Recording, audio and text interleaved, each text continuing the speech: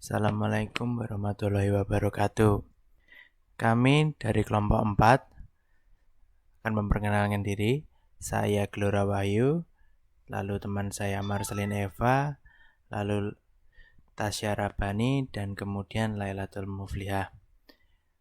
Hari ini kami akan mempresentasikan tentang teknik konseling stress inoculation. Yang pertama dari materi presentasi adalah stres, yang terdiri dari pengertian, sumber, serta proses dari stres. Yang kedua adalah coping stress, yang terdiri dari pengertian, proses, dan strategi menghadapi stres. Yang ketiga adalah stress inoculation, yang terdiri dari pengertian dan prosedur dari stress inoculation. Pengertian stres. Robert S. Feldman mengartikan stres sebagai suatu proses yang menilai suatu peristiwa sebagai suatu yang mengancam, menantang, ataupun membahayakan. Individu merespon peristiwa tersebut pada level fisiologis, emosional, kognitif, dan perilaku. Lazarus menganggap stres sebagai sebuah gejala yang timbul akibat kesenjangan antara realitas dan ideal, antara keinginan dan kenyataan, antara tantangan dan kemampuan. Stresor adalah bentuk yang spesifik dari stimulus, baik itu fisik maupun psikologis, yang menandai bahaya bagi kesejahteraan individu dan mengharuskan individu untuk beradaptasi. Kejadian yang menyebabkan stres dapat berupa peristiwa positif, seperti merencanakan perkawinan, atau negatif, seperti kematian keluarga. Sesuatu didefinisikan sebagai peristiwa yang menekan atau tidak tergantung pada respon yang diberikan individu. Menurut Bandura, kejadian yang tidak dapat dikontrol atau tidak terduga biasanya lebih membuat stres ketimbang kejadian yang dapat diprediksi.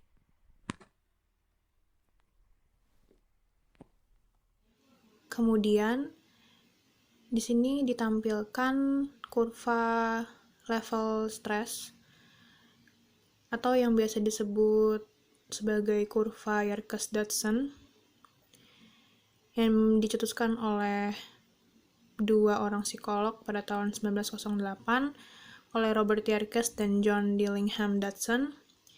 Di kurva ini menjelaskan bahwa stres atau situasi yang memicu stres dapat memacu performa seseorang untuk lebih baik lagi atau bahkan bisa membuat orang atau seseorang tersebut sampai kepada burnout situation.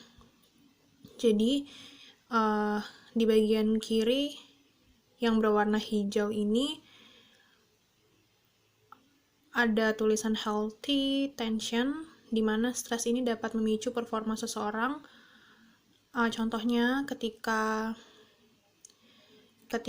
seseorang sedang menjalani ujian, dia akan menjadi lebih fokus dan mampu mengingat pelajaran yang telah dipelajari. Lebih motivated, lebih terfokus juga. Nah, sampai kepada kurva yang agak ke kanan, itu sudah memasuki fase di mana stres dapat membuat seseorang akan menjadi fatigue, exhaustion, panic, anxiety, anger, burnout, dan breakdown. Sampai kepada seseorang ini kewalahan seperti itu. Dan stres dapat memicu gejala-gejala fisik maupun gejala-gejala emosional yang negatif. Kemudian ada proses stres. Proses stres terbagi menjadi 4. Yang pertama ada sumber stres. Sumber stres ini timbul dari peristiwa hidup yang dipandang tidak menyenangkan oleh seseorang. Kemudian yang kedua ada pemicu stres setelah seseorang ini memberikan pemaknaan terhadap suatu peristiwa sebagai peristiwa yang dapat membuatnya stres, maka seseorang ini cenderung akan memiliki perasaan yang tidak nyaman, emosi yang tidak nyaman seperti marah, takut, rasa bersalah, dan juga khawatir. Kemudian yang ketiga yaitu respon stres. Setelah seseorang tersebut memiliki perasaan yang tidak nyaman, maka secara otomatis pikiran dan tubuhnya akan mengaktifkan respons. Seperti yang kita tahu, jika kita sedang mengalami situasi yang membuat kita stres, tubuh akan menghasilkan hormon kortisol dalam jumlah yang banyak yang mengakibatkan salah satu bagian di otak kita yaitu amigdala yang berfungsi sebagai pengatur emosi akan kewalahan sehingga akan menimbulkan yang namanya kecemasan. Yang terakhir yaitu coping stress. Setelah seseorang mengalami hal-hal yang telah disebutkan tadi, seseorang tersebut akan berusaha untuk mencari cara agar dapat mengatasi situasi yang tidak nyaman dengan cara melakukan strategi coping yang dimana ada dua, berbasis emosi dan berbasis solusi. Kemudian ada coping stress. Coping stress sendiri memiliki pengertian yaitu suatu upaya untuk mengurangi, menoleransi, atau mengatasi stres yang ditimbulkan oleh sumber stres yang membebani individu, menurut Nur Salim tahun 2013. Menurut sejumlah penelitian, ditemukan dua faktor utama yang membuat setiap individu berbeda dalam menerima efek negatif dari stres. Dalam Fitri dan Widuri tahun 2005, yaitu yang pertama, bagaimana individu berusaha menghadapi coping terhadap situasi yang menekan, atau bagaimana cara individu untuk mengatasi situasi tersebut, karena setiap individu tentu mempunyai atau menghadapinya dengan cara yang berbeda-beda pula. Kemudian yang kedua ada keberadaan dan kualitas individu yang dapat memberikan dukungan sosial.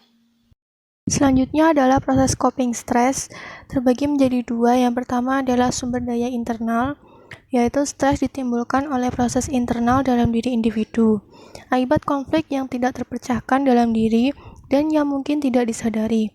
Banyak hal yang diinginkan individu, namun tidak bisa terlaksana. Yang termasuk dalam sumber daya internal antara lain yaitu gaya coping dan atribut personal. Yang kedua adalah sumber daya eksternal, yaitu kebalikannya dari sumber daya internal. Stres ditimbulkan oleh proses atau kejadian yang terjadi di luar individu, seperti uang, waktu, dukungan sosial, dan kejadian lain yang mungkin terjadi pada saat yang sama. Selanjutnya ada strategi coping stress. Lazarus dalam Santrok membedakan dua strategi coping, yaitu yang pertama menghilangkan stres dengan penanganan yang berfokus pada masalah, yang terdiri dari problem focus coping dan emotion focus coping. Dan yang kedua ada strategi penanganan stres dengan mendekat dan menghindar. Menghilangkan stres dengan penanganan yang berfokus pada masalah yang pertama adalah coping yang berfokus pada masalah atau problem focus coping, yang merupakan strategi kognitif untuk penanganan stres untuk menghadapi masalahnya dengan menyelesaikannya, seperti menyiapkan rencana untuk menyelesaikan masalah yang menyebabkan stres dan mengambil tindakan untuk melaksanakan rencana tersebut, atau membuat individu bertanggung jawab dalam menyelesaikan dan mengontrol masalah yang menimbulkan stres, sehingga jika masalah selesai diharapkan stres juga menghilang. Contohnya adalah individu akan menghadapi ujian, maka ia akan menyusun jadwal belajar dan mengurangi waktu bermainnya agar lebih fokus dalam mempersiapkan ujiannya. Yang kedua adalah coping yang berfokus pada emosi atau emotion focus coping, ialah strategi di mana individu memberikan respon pada situasi stres dengan cara emosional. Dalam emotion focus coping, individu akan berfokus pada bagaimana menata dirinya secara emosional sehingga siap menghadapi stres itu sendiri.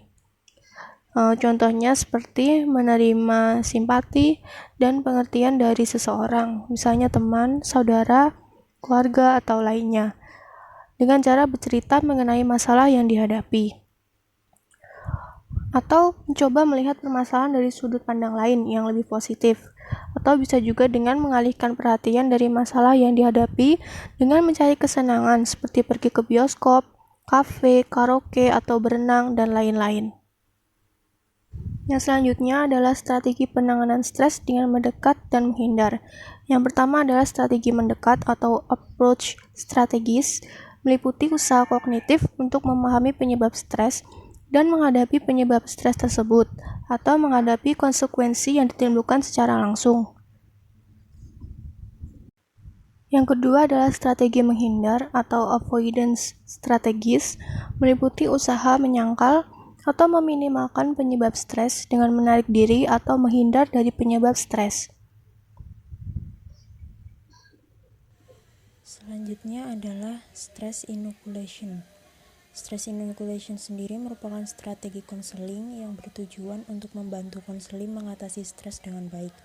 Istilah inoculation digunakan dengan maksud bahwa konselor memberikan inoculation agar konseling memiliki ketahanan terhadap stres seperti cara kerja vaksin.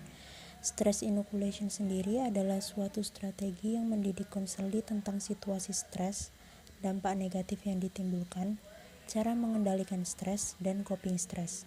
Di akhir sesi, konseli mempraktikkan keterampilan coping yang telah dikuasai untuk mengatasi stres yang telah dialami. Selanjutnya adalah prosedur stress inoculation. Prosedur dari stress inoculation ini menurut Nur Salim tahun 2013. Yang pertama adalah rasional strategi. Pada tahap ini, konselor menjelaskan tujuan stress inoculation dan uraian singkat tentang strategi yang akan digunakan. Tahap kedua yakni pemberian informasi mengenai hakikat stres dan kemungkinan strategi mengatasi stres. Hal ini bertujuan agar konseli dapat mengelola stres dengan baik.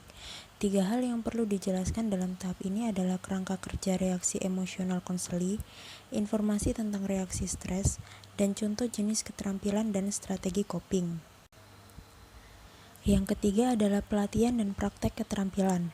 Dalam tahap ini, konselor dan konseli memilih keterampilan yang dapat digunakan dalam mengatasi stres. Keterampilan yang dipilih perlu memperhatikan akan kebutuhan, kekuatan, dan kelemahan dari konseli. Keterampilan yang dapat dipilih oleh konseli adalah coping yang berupa relaksasi mental, relaksasi fisik, identifikasi pikiran yang mengalahkan, cognitive appraisal, problem solving, dan keterampilan berkomunikasi dan bersosialisasi.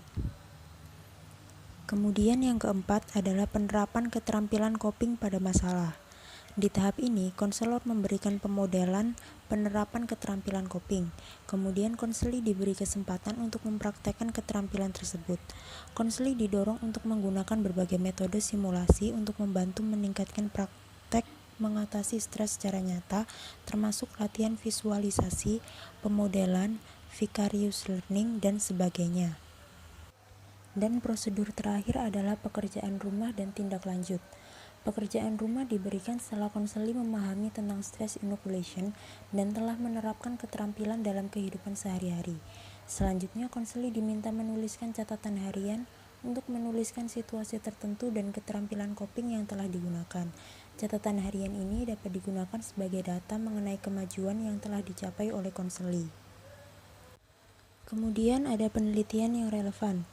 Strategi inoculation terbukti telah efektif dalam menangani berbagai masalah, antara lain yang pertama, stres dalam persiapan pemeriksaan medis yang pernah diteliti oleh Jay dan Elliot tahun 1990, Kendall dan teman-temannya pada 1979. Kemudian stres menghadapi operasi yang pernah diteliti oleh Langer et al. Tahun 1975, Ross et al. Tahun 1996, Wells et al. Tahun 1986. Yang ketiga ada stres menghadapi evaluasi kinerja, kompetisi atletik berbicara di depan umum, yang diteliti oleh Almayer tahun 1982, Hussein dan Lawrence tahun 1978, Jaremko tahun 1980 dan 1983, dan Smith tahun 1980. Yang keempat, kondisi fisik episodik seperti sakit kepala berulang yang diteliti oleh Holroyd tahun 1979. Kemudian yang kelima, terus-menerus stres akibat penyakit medis seperti asma, hipertensi, perilaku tipe A, sakit kronis, kanker, luka bakar, rheumatoid arthritis yang diteliti oleh Moore dan Altmaier tahun 1981, Randy tahun 1982, Proskis tahun 1983, dan Turk tahun 1983. Kemudian ada penyakit kejiwaan juga yang diteliti oleh Holcomb tahun 1986. Dan yang terakhir ada stres kerja berkepanjangan seperti polisi, mengajar, dan tempur yang diteliti oleh Forman tahun 1982, Meichenbaum tahun 1993, dan Novako tahun 1975. Demikian presentasi kami dari kelompok 4 tentang stress inoculation. Kurang dan lebihnya kami mohon maaf dan terima kasih atas perhatiannya. Wassalamualaikum warahmatullahi wabarakatuh.